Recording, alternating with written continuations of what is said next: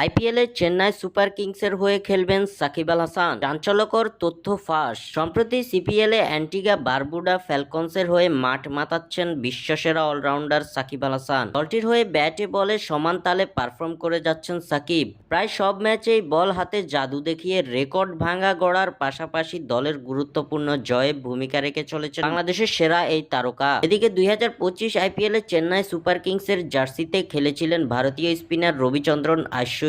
তবে আইপিএল এর আসন্ন আসরে খেলবেন না এই স্পিনার। সম্প্রতি আইপিএল থেকে অবসরের ঘোষণা দিয়েছেন রবিচন্দ্র অশ্বিন, যার ফলে 2026 আইপিএল থেকে আর মাঠে দেখা যাবে না ভারতীয় এই কিংবদন্তি স্পিনারকে। অশ্বিনের অবসরের ঘোষণায় এবার কিছুটা বিপদেই পড়েছে আইপিএল এর দল চেন্নাই সুপার কিংস। এবার অশ্বিনের বদলি খেলোয়াড় হিসেবে বাংলাদেশের সাকিব আল হাসানের উপর চোখ পড়েছে মহেন্দ্র সিং ধোনির দলের।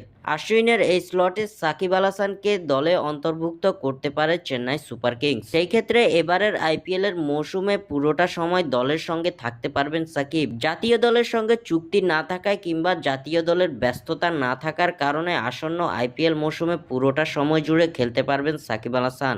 জাতীয় দলের ব্যস্ততা থাকার কারণে একসময় সাকিব আল হাসানকে ফ্র্যাঞ্চাইজি ক্রিকেট খেলা নিয়ে বিড়ম্বনায় পড়তে হতো।